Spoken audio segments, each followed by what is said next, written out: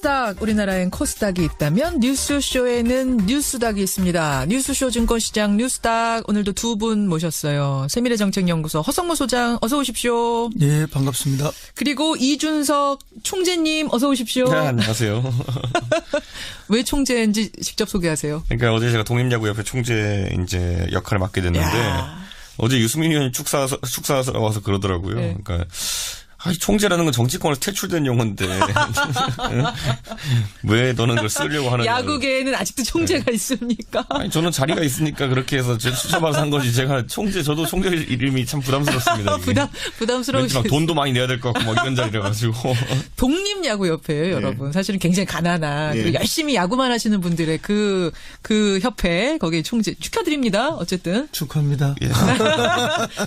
할 일만 남고 제가 월급 하나도 없고 항공비 하나도 없는 그런 자리입니다. 그래. 아니, 허 소장님. 네네. 허 소장님도 스포츠 좋아하시잖아요. 예, 스포츠를 좋아하는 하지만 제가 잘하지는 못하시는 건 압니다. 저도 아는데. 아니, 이번에 창원에서 정치적으로 도전해 보시려면 NC 다이노스 밀고 이래야 되는 거 아니에요? NC 다이노스가 맨 처음에 유치될 때 그때는 이제 그 창원 지역에 그런 프로야구가 없었습니다.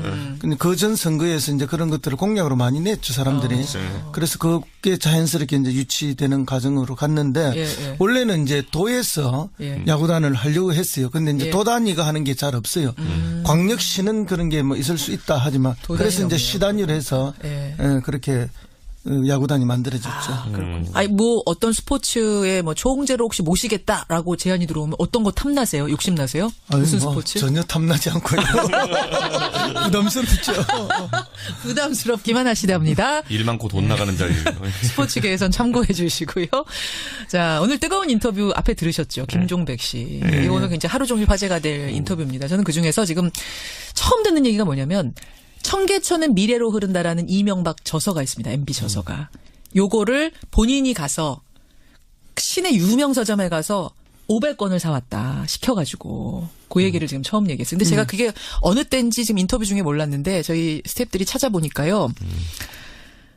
경선 직전이네요. 그러니까 2007년 대선 경선 앞두고 했겠죠. 그때 사재기를 했다는 겁니다. 자서전을. 근데 이제 그거는 저는 이제 이분이 말한 증언은 당연히 사실이 되지만요. 정치인들 자서전 낼 때 보면 자기가 많이 사는 경우는 있긴 있습니다. 그래서 실제로 왜 그냥 두 가지가 있는 게 뭐냐면은 첫째로는 아까 이제 말한 것처럼 이분은 이명박 대통령은 어제 선거를 치러야 되는 인사니까 도서 순위를 높이려고 하는 게 한 가지 이분이 얘기한 것처럼. 그리고 두 번째 뭐냐면은 출판사에서 원래 출판하면은 한 몇십 권은 공짜로 주지만 나머지는 또 공짜로 안 주지 않습니까? 그러다 보니까 돌리려고 좀 사는 경우가 있는데 둘 다 선거법으로 놓고 보면은 좀 애매한 행동들이죠. 그리고 또 하나는 오늘 경희 여직원 검찰 나가거든요.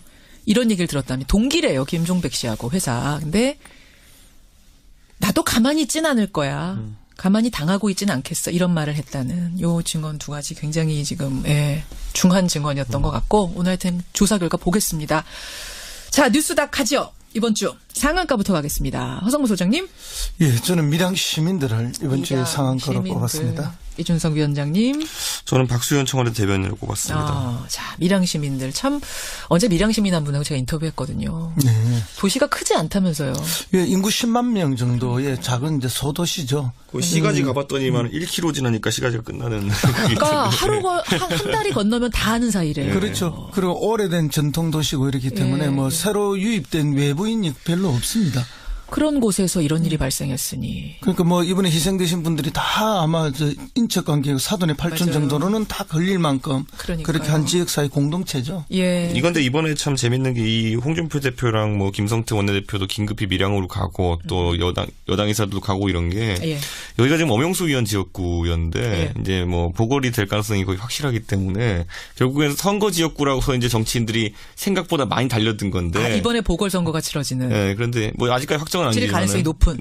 그러다 보니까 이 정치인들 점수 따라갔다가 여야를 막론하고 점수 잃고 왔어요. 그러니까요. 그러니까 지금 다들 하시는 말씀이 시민들은 정말 빛났는데 거기에서 보여준 정치권의 행태를 보면 굳이 안 갔어도 됐겠다 싶을 정도였다라는 눈살 찌푸려진다는 말씀 많이 하죠. 그렇습니다. 시민들뿐만 아니라 시민들 중에서 이제 환자들이 급하게 이렇게 나올 때 얇은 환자복만 입고 나오잖아요. 근데 그날이 어떤 날입니까? 극강의 추위죠. 그러니까 집에서 담요 가져와서 덮어준다든지 한 명의 생명이라도 구하기 위해서 이렇게 다들 이렇게 열심히 일해 주시고 예. 그다음에 이제 의사 희생되신 분, 간호사, 간호조무사 세 분의 의료진 있지 않습니까? 의료진이 돌아가셨죠. 이분들 충분히 자기들 뭐 탈출할 수 있었음에도 불구하고 환자들 살리기 위해서 예. 최선을 다하다가 돌아가셨는데 맞습니다. 특히 엘리베이터 안에서 환자들과 함께 숨진 채 발견됐지 않습니까? 그 어제도 보도에서 만약에 발전기가 돌아갔더라면 이야기를 하는데 발전기가 돌아갔다면 엘리베이터가 멈추지 않았겠죠. 그렇죠. 이제 그런 안타까운 죽음들 그러나 이제 자기 목숨까지 걸고 최선을 다했던 사람들, 시민들 예. 정말 아름답거든요. 예. 그리고 그 엄청난 참사 속에서도 이제 빛나는 그런 모습들인데 거기에 비해서 방금 이야기했듯이 정치권은 뭐 가자마자 정쟁부터 시작하는 거 아닙니까? 정말 이건 뭐 국민들이 받아들일 수 없는 예. 그리고 정치권 전체를 공멸에 빠뜨리는 짓입니다. 선방은 누가 날렸냐면 홍준표, 김성태 이분들이셨어요. 그렇죠. 예. 홍준표 대표 아마추어 정권이 사고만 나면 책임을 전가하기 급급하고 쇼로만 순간을 모면하려고 한다. 라면서 먼저 이제 시비를 걸었어요. 이게 저는 피장파장에 지금 내로남불 오류인 게 뭐냐면은 이게 뭐 비슷하게 이제 큰 일이 있었을 때 세월호 참사 때 자유한국당의 전신이었던 새누리당은 컨트롤 타워는 청와대가 아니다라는 주장을 했어요. 그러네요. 네. 그런데 지금은 와서 청와대가 책임지라고 하는 것 자체가 이것도 모순이고요. 반대로 민주당 입장에서도 보면은 그 당시에는 청와대가 여러 조치를 하지 못한 것에 대해 가지고 비판했는데 지금은 컨트롤 타워는 전문가가 해야 된다라는 입장을 보이고 있는 게 결국 여야 공수가 뒤바뀌었기 때문에 이런 주장을 하고 있는 게 아닌가라는 생각이 들고 저는 근본적으로 이런 재난에 대해서 그 두 장 중에 굳이 제가 공감 가는 걸 찾자면은 저는 재난에 대해 가지고 대통령께서 책임져야 된다. 물론 아까 말했던 정치적 책임은 질 수 있겠고 공감해야 되는 부분이 있겠지만은 대통령이 책임져야 된다. 이거는 거의 옛날 조선시대로 따지면은 비가 안 오면 나라님 탓이다. 뭐 이런 거랑 비슷한 주장이거든요. 그러니까 이런 게 이제 정쟁에 활용되는 건 좀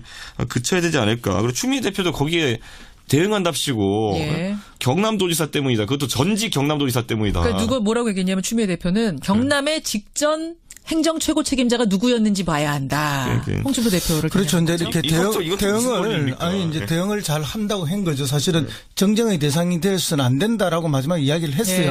했지만 이제 홍준표 대표나 뭐 너무 심하게 이제 공격을 하니까 방어를 한다고 했는데 뭐 굳이 안 했어도 될 방어를 하다가 이제 그건 오류가 생긴 거라 보이고요. 방금 세월호 이야기도 하셨는데 세월호 때의 책임의 문제는 사고가 난 것 자체 때문에 대통령이 책임을 묻는 게 아니에요. 그렇죠. 그걸 수습하는 과정에서 진실을 끊임없이 은폐하려고 했던 거 하나하고 그다음에 사고가 났을 때 대통령이 7시간 동안 사라져버린 거예요. 그렇죠. 그 부분에 대한 지적이었지. 아니 배가 침몰한 거 그 자체를 가지고 대통령에게 얘기하는 게 아니었지 않습니까? 그럼 지금의 왜 못 살렸느냐잖아요. 그렇죠. 그 후에. 그 지금의 대통령은 지금 사라진 것도 아니고 뭐 가장 빠르게 나와서 가장 빠르게 대처하려고 하고 있는 모습을 보이죠. 그러니까 근본적으로 다른데 그걸 똑같이 이야기한다는 것 자체는 좀 모순이라고 봅니다. 그런데 저는 홍준표 대표의 주장도 사실 보면요. 우리가 그냥 대충 흘려들어서 그렇지 사실 주장은 화재가 계속되고 있는데 안전대책을 긴급히 강구해서 뭔가 바꾸지 않는 것에 대한 지적을 하긴 하는 거니까. 저도 이제 홍준표 대표도 아까 제가 표현했던 것처럼 뭐 사고 발생 자체에 대해서만 지적한 것은 아니다라는 걸. 근데 그러다가 눈물쇼 막 이런 게 나오기 시작하면서 정쟁으로 가버린 거죠. 자, 여기까지 일단 상한가 어쨌든 밀양시민 주셨어요. 이준석 위원장은 박수현 대변인 이번에 퇴임하는 상한가 이유는요? 진짜 좋은 타이밍에 무거운 짐을 내려놓으셨습니다. 왜 그렇게 생각하세요? 왜냐하면 이제 박수현 대변인 같은 경우는 실제 선거 출마를 하기 위해서 이제 여러 준비를 오래 해왔고 본인 뭐 충남에서 인기도 좋고 이런 상황인데 이런 비슷한 상황에 있던 분들 중에 박근혜 정부 때 탈출 못해가지고 출마 못한 분들 꽤 됩니다. 타이밍 놓쳐서? 타이밍 놓치고 자기는 준비 다 됐는데 박근혜 대통령이 꼭 그러셔야겠어요. 이러면 그다음에 뭐 출마 못해가지고 본인은 괜히 정부에 있다가 지금 적폐로 지목돼가지고 누구예요? 지금. 예? 그분을 영예를 위해서 말씀 못하겠지만. 그럼 뭐 성이라도 좀 알려주세요. 좀 몰라서. 국회의원 출마하시는 분들 비서관 중에 꽤 많았습니다. 국회의원. 근데 지금 이제 수감되신 분도 있고 해서 제가 이름을 참아 못하겠습니다. 근데 박수현 비서관은 뭐 탈출하는 건 아니고요. 원래 이제 뭐 충남지사 나갈 생각을 가지고 있었고, 그리고 실제로 이제 뭐 4개월 전에 그 광역자치단체에 출마할 사람들은 사퇴서를 내요. 공직에서 나가야 돼요. 그렇죠. 지금 그 시기가 된 거예요. 원래 그러면은 이 계획을 말했는데 대변인으로 영입이 된 거예요? 사실상 그렇습니다. 누구나 알고 있는. 그리고 이제 안희정 지사가 뭐 강력하게 추천했던 것도 있고요. 원래는 이제 안희정 지사 캠프에 있었지 않습니까? 경선 대의분이.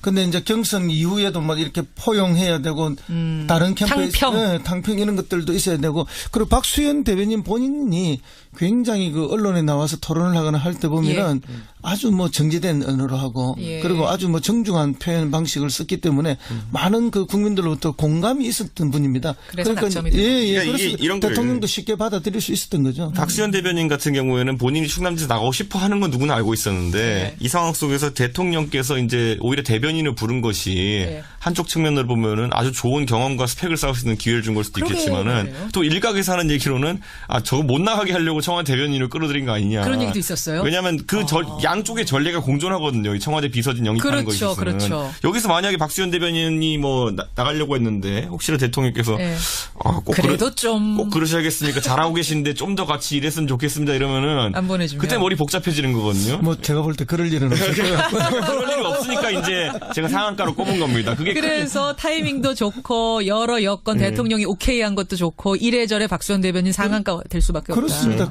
지금 1년 조금 안 됐지만은 워낙 언론 노출 빈도가 많아서 아마 충남에서는 인지도가 제일 높을 거예요. 거기도 안희정 지사 조직도 있고. 근데 여기서 이제 박수현 대변인이 최근에 이제 약간 리스크가 생긴 건 뭐냐면은 결국 자유한국당은 제가 봤을 때 이완구 지사를 낼 가능성이 높습니다. 이완구 지사면 또 조직 탄탄하죠. 그렇죠. 근데 이완구 지사에 대해서 뭐 최근에 좀 흠집이 나긴 했지만은 최근까지만 해도 충청권을 대표하면서 탄탄대로를 걷던 분입니다. 그렇죠. 총리까지 가셨고 결국은 무죄 판결 난 거잖아요. 무죄 판결 났죠. 그래서 뭐 물론 그게 이제 한 번 이제 정치의 스크래치라는 건 무죄 판결로 이제 완전히 깔끔해지는 건 아니긴 합니다만은 그래도 이제 워낙 스펙이 좋은 분 아닙니까?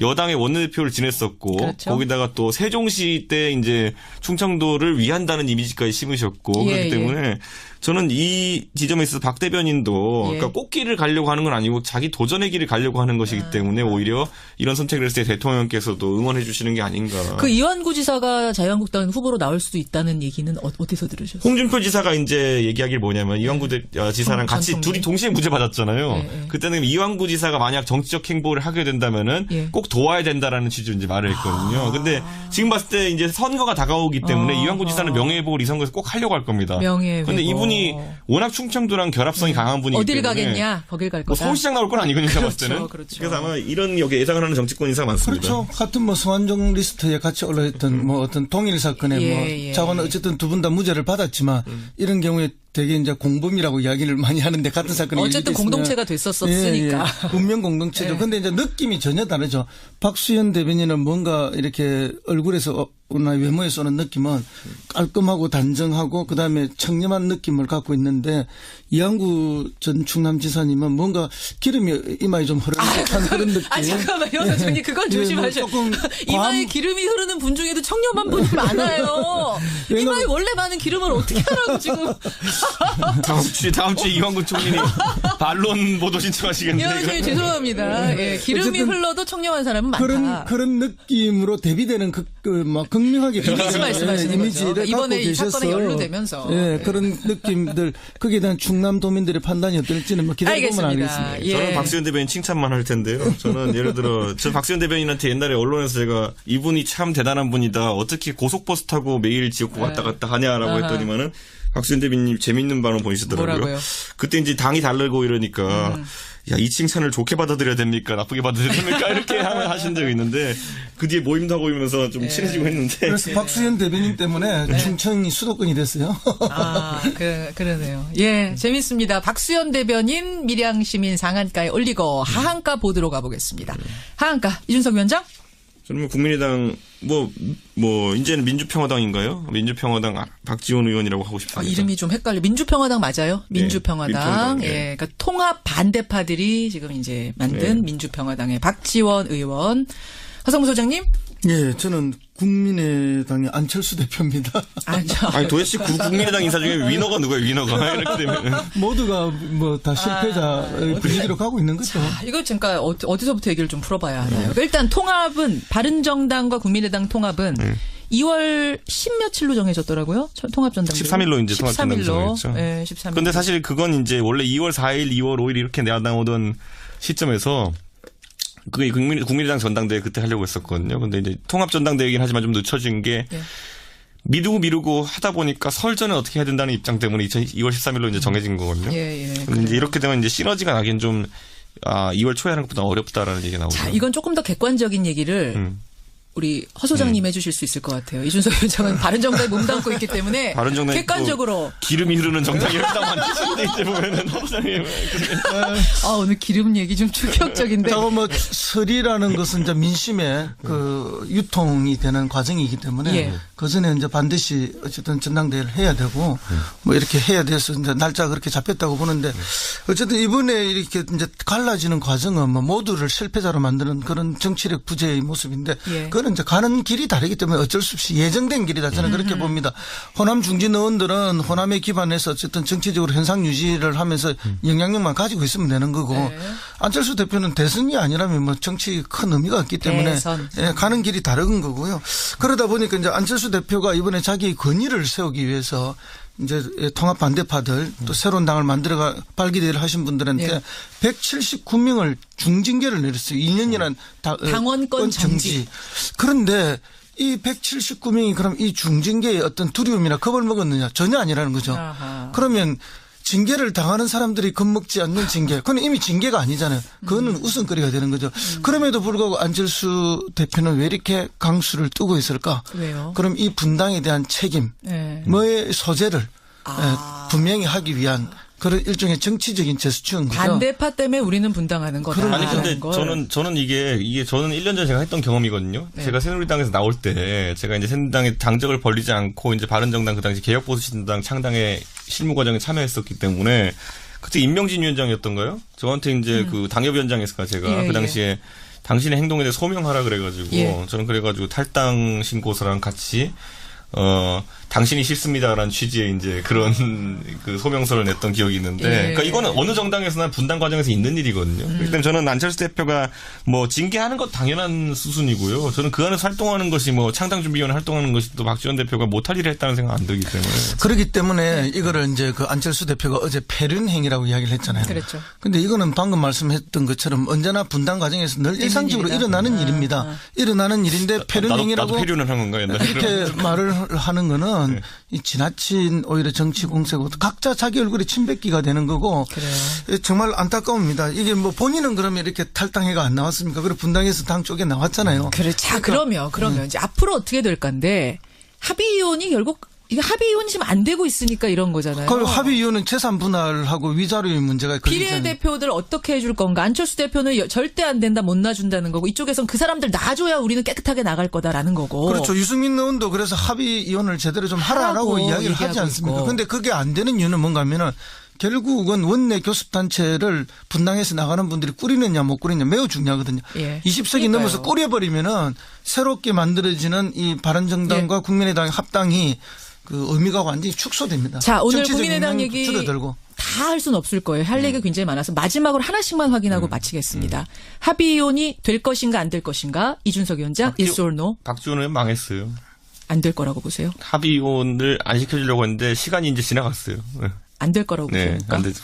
이미 뭐 합의위원이 안 되고 있잖아요. 그래서 완전 진흙탕 싸움을 하고 있는 거. 안 될 거. 두 분 다 합의위원은 어려운 상황까지 왔다라고 보시는 것 확인하면서 오늘 뉴스닥 두 분과 인사 나누겠습니다. 고맙습니다. 감사합니다. 네, 감사합니다. 세밀정책연구소 허성무 소장, 바른정당 이준석 노원병 당협위원장이었습니다.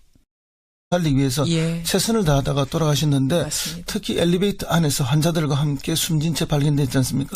그 어제도 보도에서 만약에 발전기가 돌아갔더라면 이야기를 하는데 발전기가 돌아갔다면 엘리베이터가 멈추지 않았겠죠. 그렇죠. 이제 그런 안타까운 죽음들 그러나 이제 자기 목숨까지 걸고 최선을 다했던 사람들, 시민들 정말 아름답거든요. 그리고 그 엄청난 참사 속에서도 이제 빛나는 그런 모습들인데 거기에 비해서 방금 이야기했듯이 정치권은 뭐 가자마자 정쟁부터 시작하는 거 아닙니까? 정말 이건 뭐 국민들이 받아들일 수 없는 그리고 정치권 전체를 공멸에 빠뜨리는 짓입니다. 선방은 누가 날렸냐면 홍준표, 김성태 이분이 들으셨어요. 홍준표 대표 아마추어 정권이 사고만 나면 책임을 전가하기 급급하고 쇼로만 순간을 모면하려고 한다. 라면서 먼저 이제 시비를 걸었어요. 이게 저는 피장파장의 지금 내로남불 오류인 게 뭐냐면은 이게 뭐 비슷하게 이제 큰 일이 있었을 때 세월호 참사 때 자유한국당의 전신이었던 새누리당은 컨트롤 타워는 청와대가 아니다라는 주장을 했어요. 그러네요. 예. 그런데 지금 오고 나서 청와대가 책임지라고 하는 것 자체가 이것도 모순이고요. 반대로 민주당 입장에서도 보면은 그 당시에는 청와대가 여러 조치를 하지 못한 것에 대해 가지고 비판했는데 지금은 컨트롤 타워는 전문가가 해야 된다. 사재기를 했다는 겁니다. 자서전을. 근데 이제 그거는 저는 이제 이분이 말한 증언은 당연히 사실이 되지만요. 정치인들 자서전 낼 때 보면 자기가 많이 사는 경우는 있긴 있습니다. 그래서 실제로 왜 그냥 두 가지가 있는 게 뭐냐면은 첫째로는 아까 이제 말한 것처럼 이분은 뭐 이명박 대통령은 어제 선거를 치러야 되는 인사니까 도서 순위를 높이려고 하는 게 한 가지 이분이 얘기한 것처럼 그리고 두 번째 뭐냐면은 출판사에서 원래 출판하면은 한 몇십 권은 공짜로 주지만 나머지는 또 공짜로 안 주지 않습니까? 그러다 보니까 돌리려고 좀 사는 경우가 있는데 둘 다 뭐 선거법으로 놓고 보면은 좀 애매한 행동들이죠. 그리고 또 하나는 오늘 경리 여직원 검찰 나가거든요. 이런 얘기를 들었다니 동기래요. 김종백 씨하고 회사. 근데 나도 가만히 있진 않을 거야. 가만히 당하고 있지는 않겠어. 이런 말을 했다는 요 증언 두 가지 굉장히 지금 중한 증언이었던 것 같고 오늘 하여튼 조사 결과 보겠습니다. 자 뉴스닥 가죠. 이번 주 상한가부터 가겠습니다. 허성무 소장님. 예, 저는 밀양 시민들을 이번 주에 상한가로 뽑았습니다. 이준석 위원장님. 저는 박수현 청와대 대변인을 꼽았습니다. 자, 밀양 시민들 참 언제 밀양 시민 한 분하고 제가 인터뷰했거든요. 네. 도시가 크지 않다면서요. 예, 인구 10만 명 정도의 작은 이제 소도시죠. 그 시가지 가봤더니만 1km 지나니까 시가지가 끝나는. 그러니까 한 달이 건너면 다 아는 사이래. 그렇죠. 그리고 오래된 전통도시. 창원에서 정치적으로 도전해 보시려면 NC 다이노스 뭐 밀고 이래야 되는 거 아니에요? NC 다이노스가 맨 처음에 유치될 때 그때는 이제 그 창원 지역에 그런 프로야구가 없었습니다.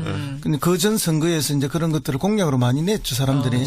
그래서 그게 자연스럽게 이제 유치되는 과정으로 갔는데 원래는 이제 도에서 야구단을 하려고 했어요. 근데 이제 도 단위가 하는 게 잘 없어요. 광역시는 그런 게 뭐 있을 수 있다 하지만 그래서 이제 시 단위로 해서 그렇게 야구단이 만들어졌죠. 그렇군요. 아니 뭐 어떤 스포츠에 뭐 초홍제로 혹시 모시겠다라고 제안이 들어오면 어떤 거 탐나세요? 욕심 나세요? 무슨 스포츠? 전혀 탐나지 않고요. 부담스럽죠. 부담스럽기만 하시답니다. 일 많고 돈 나가는 자리. 스포츠계에선 참고해 주시고요. 자 오늘 뜨거운 인터뷰 앞에 들으셨죠? 김종백 씨. 이거는 굉장히 하루 종일 화제가 될 인터뷰입니다. 저는 그중에서 지금 처음 듣는 얘기가 뭐냐면 청계천은 미래로 흐른다라는 이명박 저서가 있습니다. MB 저서가. 요거를 본인이 가서 시내 유명 서점에 가서 500권을 사왔다. 시켜가지고. 그 얘기를 지금 처음 얘기했어요. 근데 제가 그게 어느 때인지 지금 인터뷰 중에 몰랐는데 저희 스태프들이 찾아보니까요. 경선 직전이네요. 그러니까 2007년 대선 경선 앞두고 했겠죠. 그때 시고 이렇기 때문에 뭐 새로 유입된 외부인이 별로 없습니다. 그런 곳에서 이런 일이 발생했으니. 그러니까 뭐 이번에 희생되신 분들이 다 아마 저 인척관계 사돈의 8천 정도로는 다 걸릴 만큼 그렇게 한 지역사회 공동체죠. 예. 이건데 이번에 참 재밌는 게 이 홍준표 대표랑 뭐 김성태 원내대표도 긴급히 밀양으로 가고 또 여당 인사들도 가고 이런 게 여기가 지금 엄영수 의원 지역구였는데 이제 뭐 보궐이 될 가능성이 거의 확실하기 때문에 결국엔 선거 지역구라고 이제 정치인들이 생각보다 많이 달려든 건데. 이번에 보궐선거가 치러지는. 네. 그런데 뭐 아직까지 확정은 아니지만 가능성이 높은. 그러다 보니까 이 정치인들 점수 따라갔다가 여야를 막론하고 점수 잃고 왔어요. 그러니까요. 그러니까 지금 다들 하시는 말씀이 시민들은 정말 빛났는데 거기에서 보여준 정치권의 행태를 보면 굳이 안 갔어도 됐겠다 싶을 정도였다라는 눈살 찌푸려진다는 말씀 많이 하죠. 그렇습니다. 시민들뿐만 아니라 뭐 시민들 중에서 이제 그 환자들이 급하게 이렇게 나올 때 얇은 환자복만 입고 나오잖아요. 근데 그날이 어떤 날입니까? 극강의 추위죠. 그러니까 뭐 집에서 담요 가져와서 덮어준다든지 한 명의 생명이라도 구하기 위해서 이렇게 다들 이렇게 열심히 일해 주시고 그다음에 이제 의사 희생되신 분, 간호사, 간호조무사 세 분의 의료진 있지 않습니까? 이분들 충분히 자기들 뭐 탈출할 수 있었음에도 불구하고 환자들